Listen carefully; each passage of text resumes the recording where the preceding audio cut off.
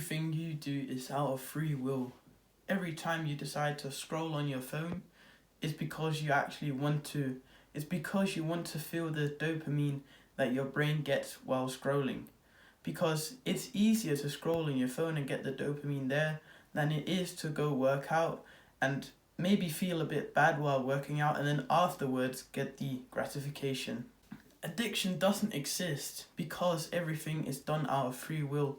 You choose to scroll because in your brain you've made it up so that the pain of scrolling is less than the pain of not scrolling and doing something that is hard. So you would rather scroll because it gives you comfort rather than not scroll because the pain of not scrolling is more or it is worse than actually scrolling. And that's why you continue to do everything that you say you're addicted to. Because addiction doesn't exist.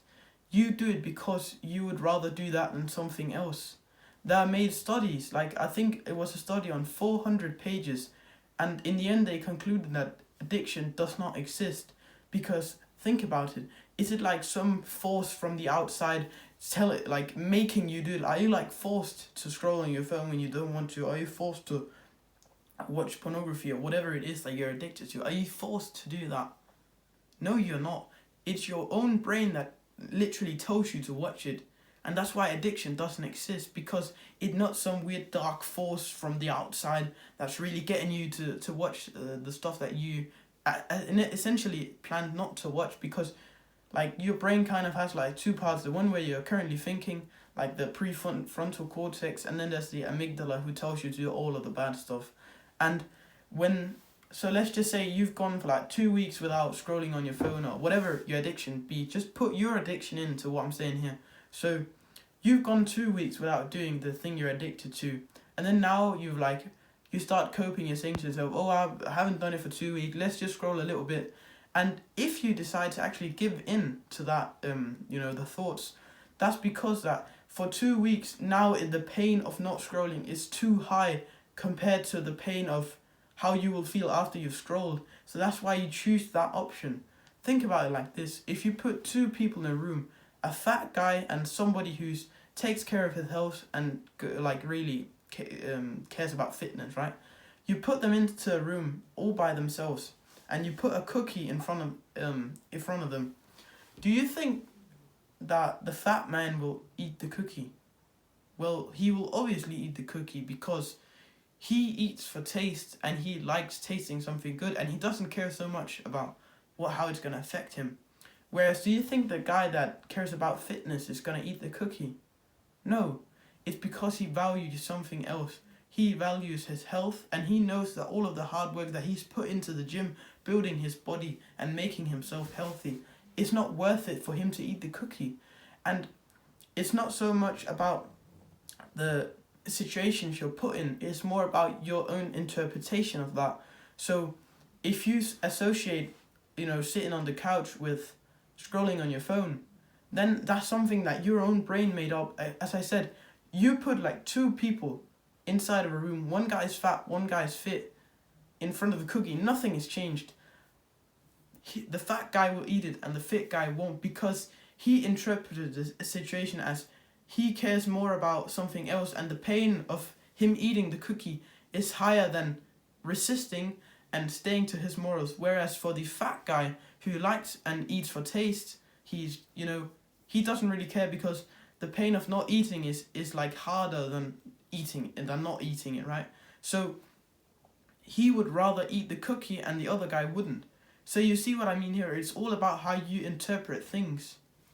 So if your brain associates like some situations with a certain behavior, and you feel that the pain of not doing that addictive behavior is worse than doing it, even though you feel bad after you scroll, or like I just wasted 2 hours, that pain might not be as bad as the pain you would have felt if you didn't do it for yourself. So you really need to change how you view the things.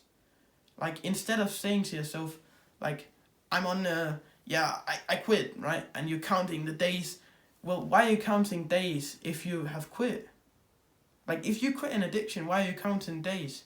Is it because that then you can look back on much time you lost this time when you go back to scrolling again. You see what I'm saying here? You need to change your own self-image, how you view yourself, what you do. And you may, like, of course you're gonna fuck up, you're gonna scroll again, but just say, oh, fuck that, I'm just gonna go back to whatever it was. Because when you've been doing something for such a long time, you also have to get rid of the habit of doing that. So, like, the thing that's gonna change it the most for you is the self-image change. Like, how you view yourself and what you view as stuff that you do. So if you tell yourself constantly that you're not a guy that wastes his time scrolling on his phone, like you don't have social media, if you start to actually believe that, then you would want it. If you start telling yourself, I'm a present person and I don't like that bullshit of just scrolling on social media, I'd rather be out in real life. If you actually start doing those actions and making yourself believe what you're saying to yourself, then you will stop using your phone because you've created yourself a new identity. So you could say that you need to kill your own self in some ways, because you might be doing something good right now and then something bad.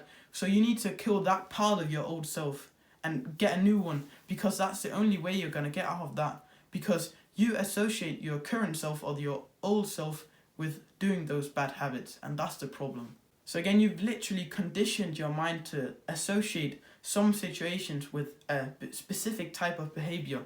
And when that gets really ingrained into you, then you'll just always do that without even thinking. Like, you know, many people, when they just sit down, they just grab their phone and look at it immediately. It's because they've done that behavior so many times, like grabbing their phone and just start scrolling. They don't even think about it.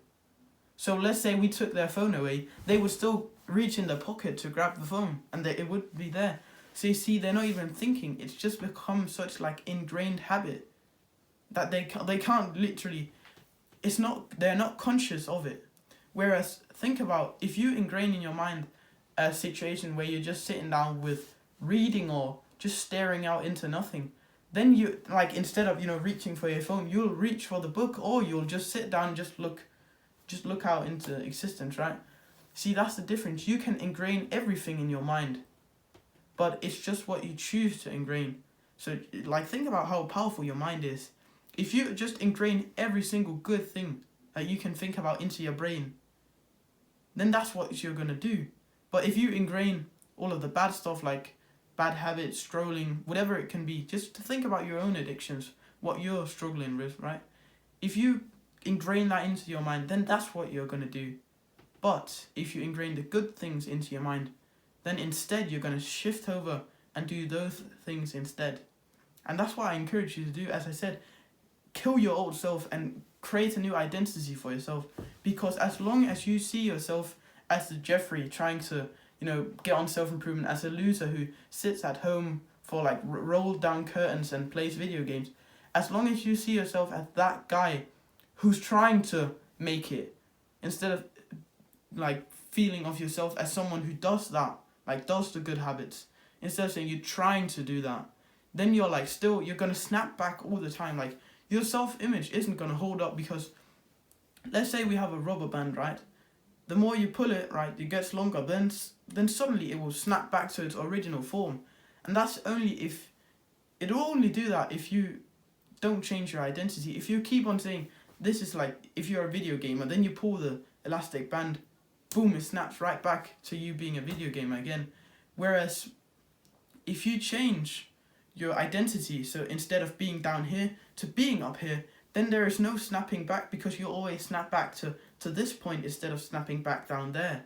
Do you see what I mean? Because if you create this identity for yourself and set high standards for yourself, you won't go like down onto the level of people who are wasting their time, because that would literally be a disgrace for you. You wouldn't even be able to sleep if your life was like that right now. For example, for me, if I played video games for 4 hours a day, watched YouTube and woke up late every day and didn't do anything, like, I would literally probably wake up at night, like, because I couldn't sleep, and literally couldn't fall asleep because I was thinking about how I was going to make it out of this. That's what my level has come to. You might not be there yet. Maybe you are, but the point I'm making is that you need to set like some standards for yourself, or else you won't be able to like kind of create this new image of yourself in your own brain.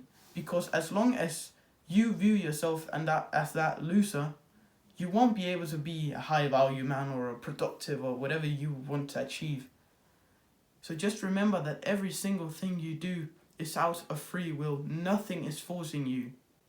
You're clearly interested in self-improvement videos like this one, so just go down and click the subscribe button. It's a win-win for me and you. You get the knowledge and I get to teach you. And remember to put one foot in front of the other.